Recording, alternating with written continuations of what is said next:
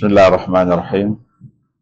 Alhamdulillahirabbil alamin wassalatu wassalamu ala asyrafil anbiya'i wal mursalin sayyidina Muhammadin wa ala alihi wa ashabihi wa man tabi'ahu bi ihsanin ila yaumiddin.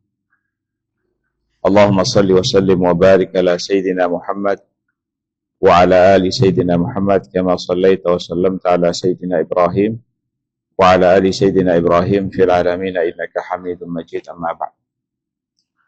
Kita lanjutkan pelajaran atau kajian kita pada kitab Mukhtasar Tadhkiratus Sami' wal Mutakallim fi Adabil Alim wal Muta'allim. Kita akan baca Al-Mabhatsus Tsamin, penjelasan atau pembahasan yang ke-8.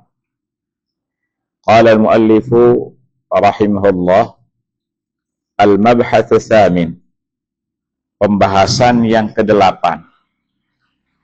Adabul julusi baina yaday syaikhi. Adab duduk di hadapan guru. Jadi pembahasan yang ke-8 adalah bagaimana kita duduk ketika belajar di hadapan guru. Jadi semua diatur. Jadi dalam belajar itu semua diatur. Cara duduk kita di hadapan guru itu juga diatur. Qala al-muallifu rahimahullah, an yajlisa baina yaday syaikhi jilsatal adabi. Hendaknya seorang penuntut ilmu, seorang santri dan santriwati duduk di hadapan gurunya itu dengan penuh adab. Bagaimana maksudnya nanti akan dijelaskan secara terperinci. Jadi penuntut ilmu hendaklah duduk di hadapan gurunya dengan duduk yang penuh dengan adab. Kama yajlisus sabiyyu baina yadil muqri. Sebagaimana duduknya anak kecil di hadapan guru yang mengajarkan ia membaca Al-Quran. Nah, jadi sebagaimana duduknya anak kecil di hadapan guru yang membacakannya Al-Quran atau mengajarinya Al-Quran. Au yatarabba'a ma'at tawadhu, atau dia duduk dengan duduk bersila. Yatarabba, dia duduk bersila, ma'at tawadhu, dengan tawadhu, dengan merendah. Wal khudu, kemudian dia tunduk. Was sukun, kemudian tenang, tidak bergerak. Maksudnya tidak terlalu banyak bergerak, tapi dia tenang, memperhatikan apa yang disampaikan oleh guru. Wal khusyu', dan dia khusyuk. Wa yusghi ila syaikhi nadhiran ilaihi, dan hendaklah ia mendengarkan guru dengan penuh perhatian. Wa yusghi ila syaikhi nadhiran ilaihi, jadi hendaklah dia mendengarkan apa yang disampaikan, apa yang dijelaskan oleh guru dengan penuh perhatian.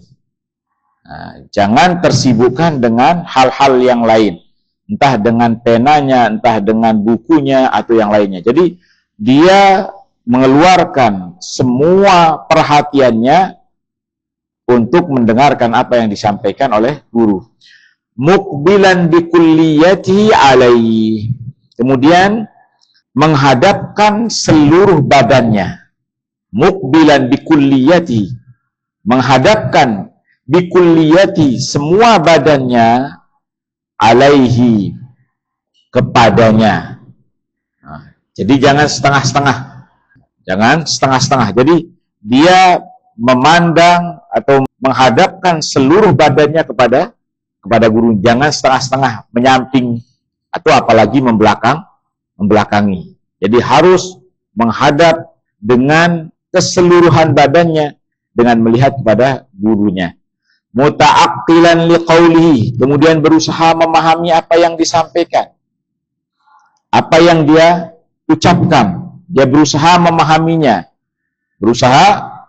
memahaminya dengan sebaik-baiknya. Liqaulihi, apa yang dia sampaikan, apa yang dia ucapkan. Bihaitsu la yuhwijuhu ila i'adatil kalam marratan tsaniyatan, sehingga tidak perlu guru itu atau dia tidak perlu minta pengulangan kepada guru untuk menjelaskan untuk kedua kalinya.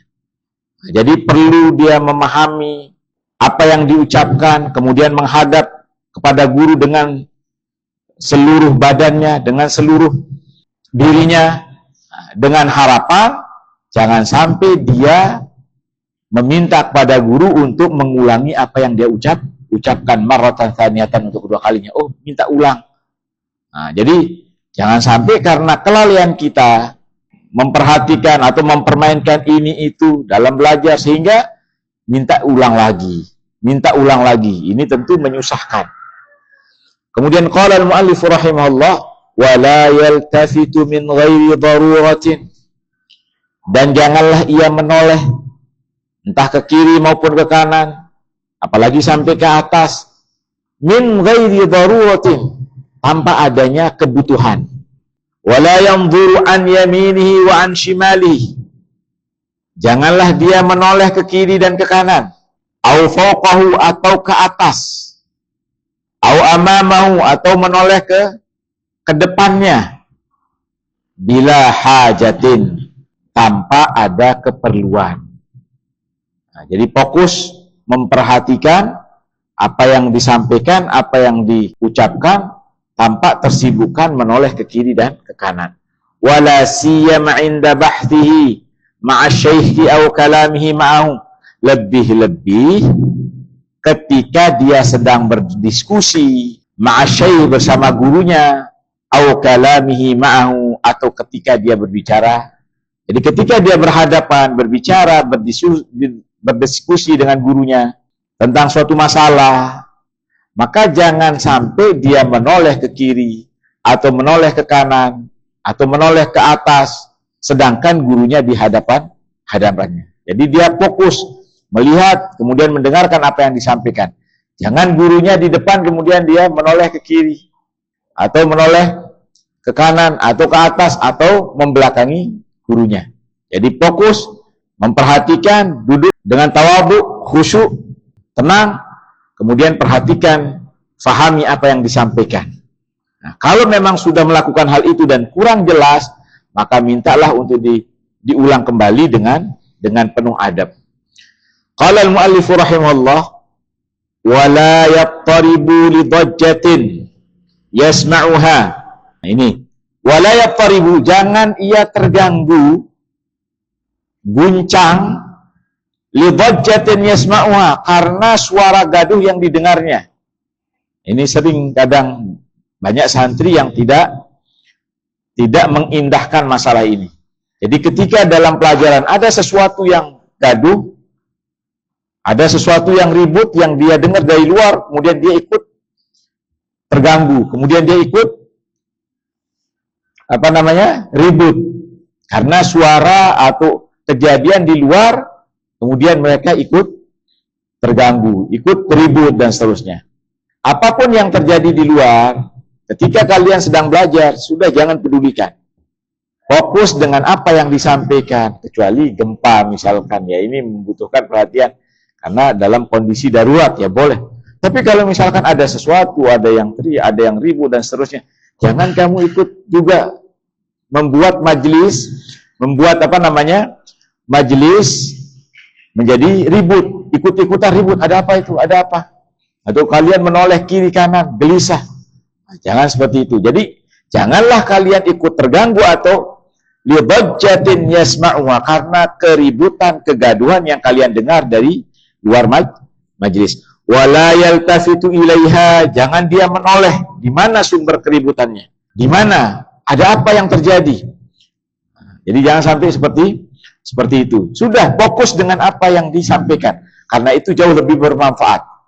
Apa yang disampaikan jangan sampai kita luput. Makanya para ulama mengatakan dulu ketika mereka belajar kepada gurunya, seolah-olah burung di atas kepalanya. Kenapa? Tidak berani bergerak. Karena kalau misalkan ada burung di atas kepala kita, apalagi burung mahal, apa yang kita lakukan? Takut bergerak. Nanti kalau bergerak, dia akan terbang jauh. Kita yang rugi. Akhirnya apa? Dia diam supaya burung itu diam. Tidak berani noleh, nanti dia terbang. Jadi dia fokus. Nah, jadi jangan belajar yang sampai mengganggu ketenangan majelis. Wala yaltafitu ilaiha, jangan ia menoleh ke arah suara tersebut. Wala yanfudhu qummahu, dan tidak dia mengibaskan lengan bajunya. Jadi dia mengibaskan lengan bajunya atau jilbabnya atau bukunya dia kibaskan. Tahu arti kibas? Dia mengibaskan lengan bajunya atau apa, atau buku, apalagi buku dia kibaskan saat belajar. Wala yanfudhu qummahu, jangan pula ia mengibaskan lengan bajunya. Wala yahsiru an dhira'ihi, jangan dia menyingkap lengannya. Saat belajar jangan dia menyingkap lengannya. Tahu arti lengan? Jadi jangan dia menyingkap lengannya, membiarkan lengannya terbuka. Kayak misalkan belajar, nah, ini seperti orang menantang, apalagi aurat harus ditutup. Jadi jangan dia menyingkap lengannya. Wala ya'bathu biyadaihi, kemudian jangan dia bermain-main dengan kedua tangannya. Ini sering terjadi, kadang dia gigit kukunya, dia apalagi ini kadang bukan saat belajar, saat sholat pun krok. Nah ini jangan dia bermain-main dengan dengan kedua tangannya, permainan apapun, entah dia gini kan supaya bersuara, atau dia atau dia permainkan. Wala ya'bathu biyadaihi, jangan dia bermain dengan kedua tangannya. Au rijlaihi, atau dengan kedua kakinya. Au ghairu dzalik min a'dha'ihi, atau selain keduanya dari anggota badannya. Apapun. Misalkan ada kadang kepalanya begini kan saat belajar, atau atau dia main-mainkan telinganya, atau nah, ini pun hidung nanti yang ngupil juga disebutkan di sini. Wala yada'u yadahu ala lihyati, dan janganlah ia meletakkan tangannya saat belajar dengan jenggotnya, yaitu memegang jenggotnya saat belajar. Saat belajar kan ada kadang orang yang belajar gini, caranya melihat di hadapan gurunya. Paham? Wala yada'u yadahu ala lihyati aw famhi, jangan dia meletakkan tangannya di atas jenggotnya dengan menyentuh jenggotnya, atau meletakkan tangannya di di mulutnya. Kalau sekarang bukan tangan yang diletakkan, tapi misalkan sambil gigit. Dan itu menghilangkan perhatian kita. Coba kalau kita misalkan sambil belajar, sambil kita gigit ini. Yang kita perhatikan adalah bagaimana kerasnya, lunaknya, atau apa. Akhirnya ini yang kita perhatikan. Jadi kalau kita coba kalian, ketika melihat sesuatu, kalian sambil ini, tidak mungkin bisa, otak manusia itu bisa menerima dua hal. Ima itu yang disampaikan oleh guru yang kita dengarkan, yang kita perhatikan, atau ima apa yang kita sedang gigit. Kok keras sekali, kok dia lunak sekali, atau apa. Nah, makanya janganlah dia meletakkan sesuatu atau dengan menyentuh jenggotnya atau tangannya di mulutnya. Wala ya'bathu bi anfihi, jangan dia bermain-main dengan hidungnya. Dia sedikit-dikit dia. Ini kan ada kadang imma dia pencet jerawatnya, imma dia tarik-tarik hidungnya, atau macam-macam. Wala yastakhriju minhu syai'an. Nah ini, jangan dia mengeluarkan sesuatu dari hidungnya. Ini artinya apa? Jangan ngupil. Apalagi di majelis ilmu, atau di musola, atau di masjid.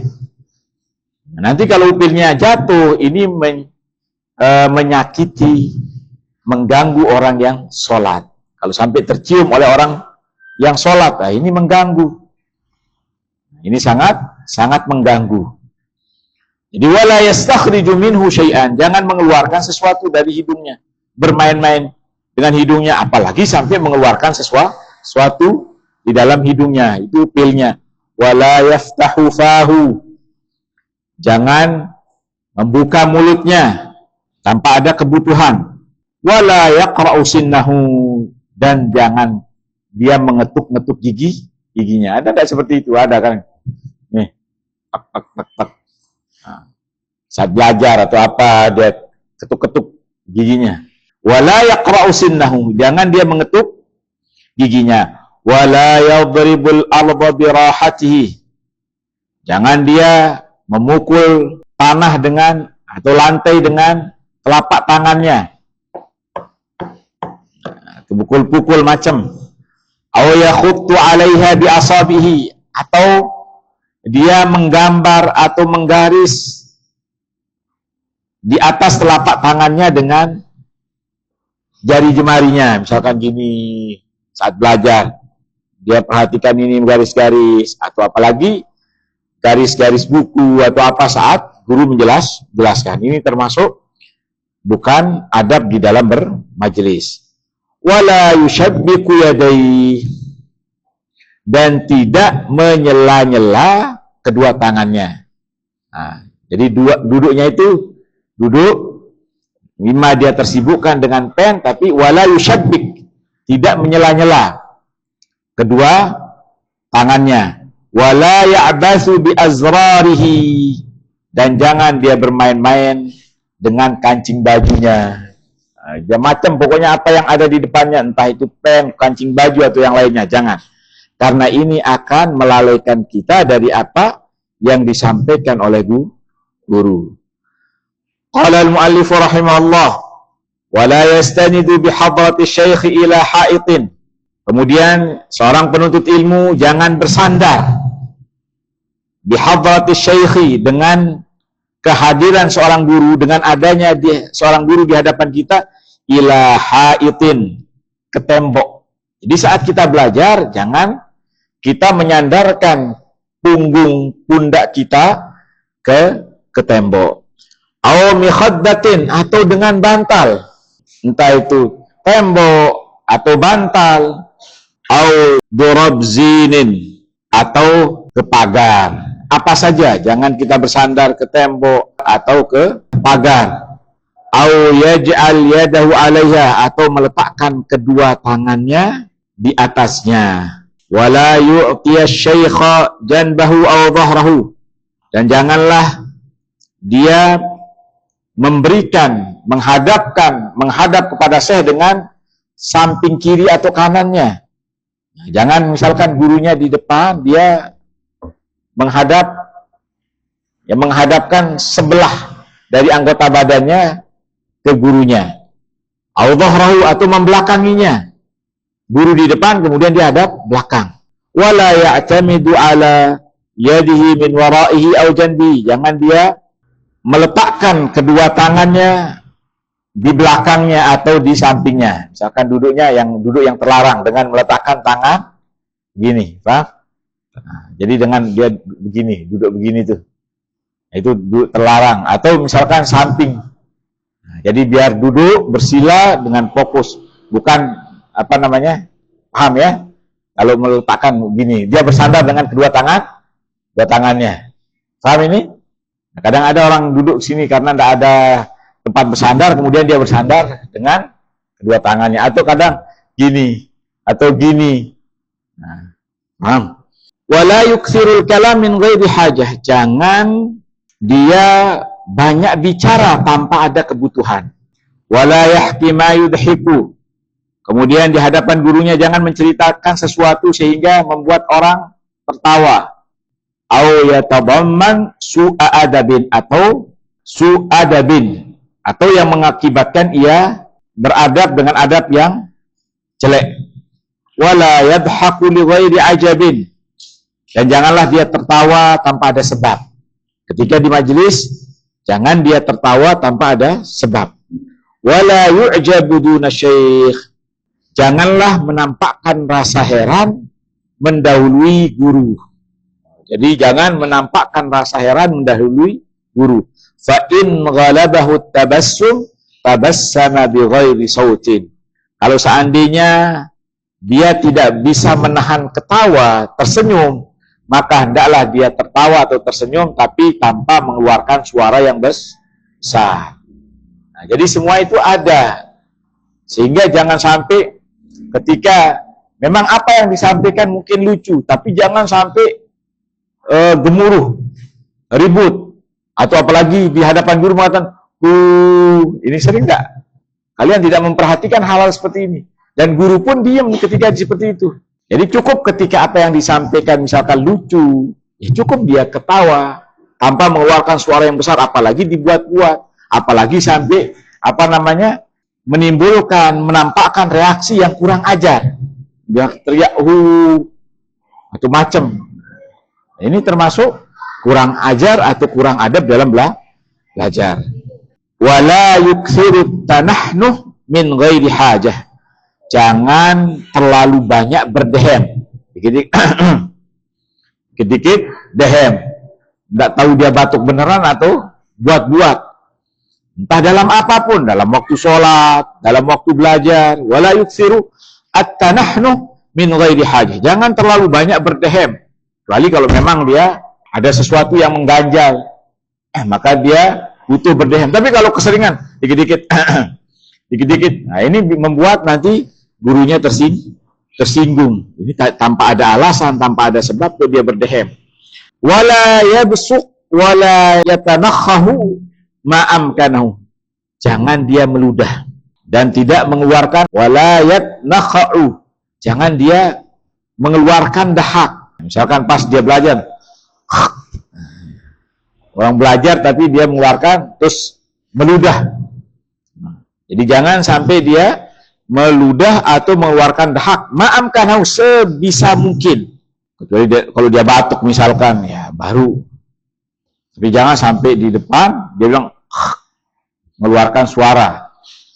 Wala yalfidun nakhamah min fihi. Dan janganlah dia mengeluarkan dahak itu dari mulutnya saat dia belajar. Kemudian dia lemparkan keluar. Bal ya'khudhuha bimindil. Kalau memang terpaksa, maka dia mengambilnya dengan tisu. Dia keluarkan dengan tisu. Mindil, sapu tangan atau tisu. Au khirqatin, atau sobekan kain, apa saja. Au tarabi thawbihi, atau kalau memungkinkan dengan ujung sarungnya, ujung jilbabnya. Jangan saat belajar dia meludah. Nah, tapi menggunakan sebisa mungkin kalau ada tisu atau kalau ada sapu tangan atau apa saja yang memungkinkan.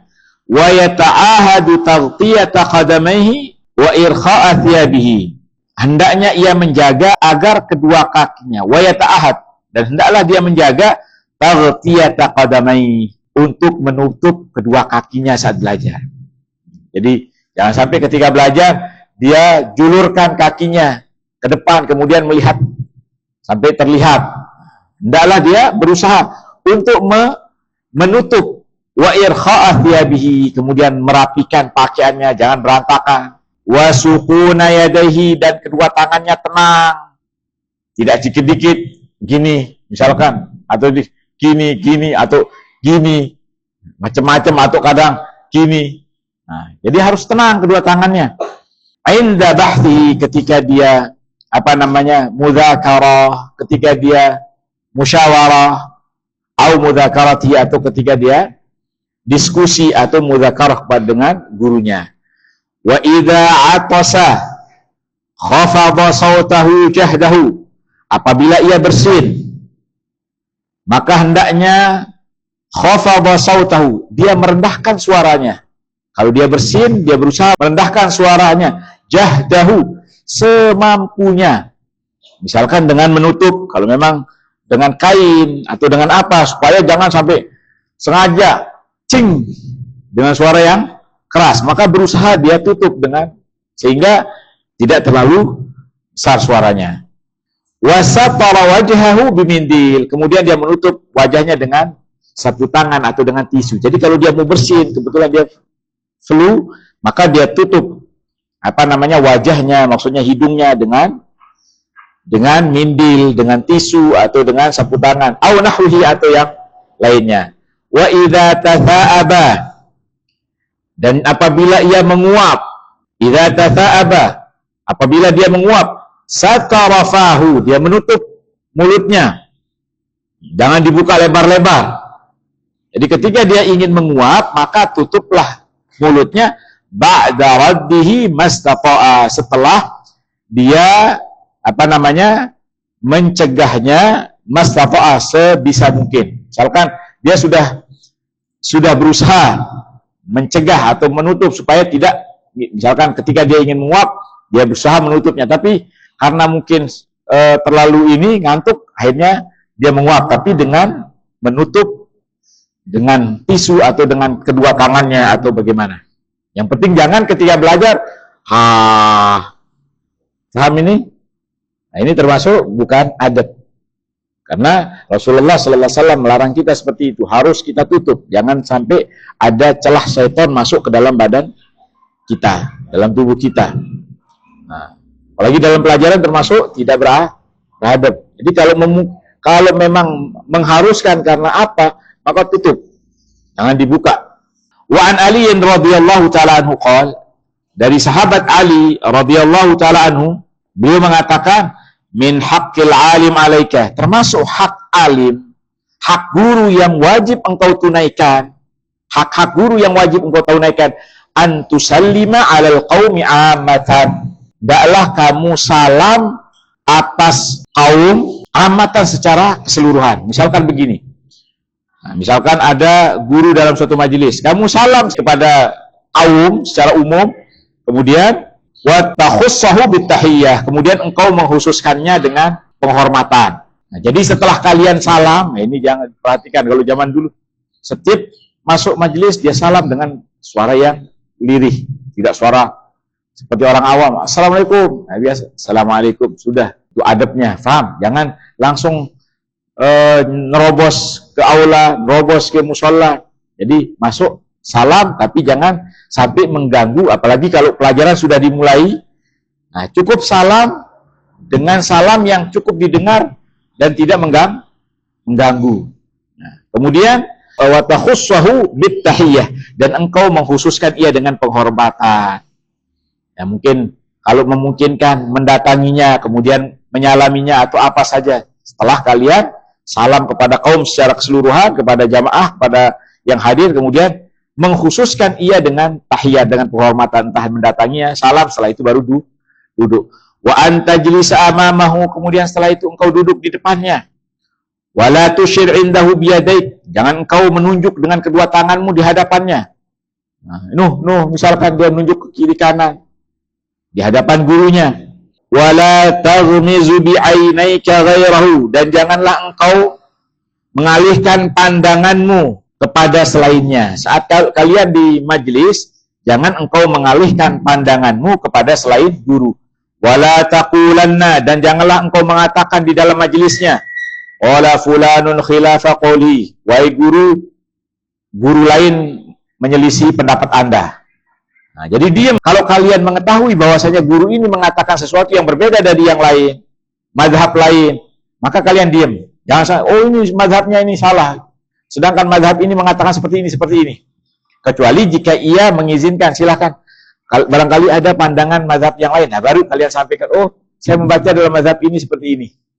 Nah, tapi jangan sampai ketika guru menjelaskan satu mazhab, kemudian langsung menyanggah, ini salah, dalam mazhab ini begini-gini. Kecuali kalau misalkan diminta, silakan, barangkali ada apa yang kalian baca tentang ini sampaikan, nah, baru menyampaikan. Wala taghtabanna indahu ahadan, janganlah engkau membicarakan atau menggibah seorang pun di hadapan guru. Nah, jadi jangan kita menggibah orang lain di hadapan guru.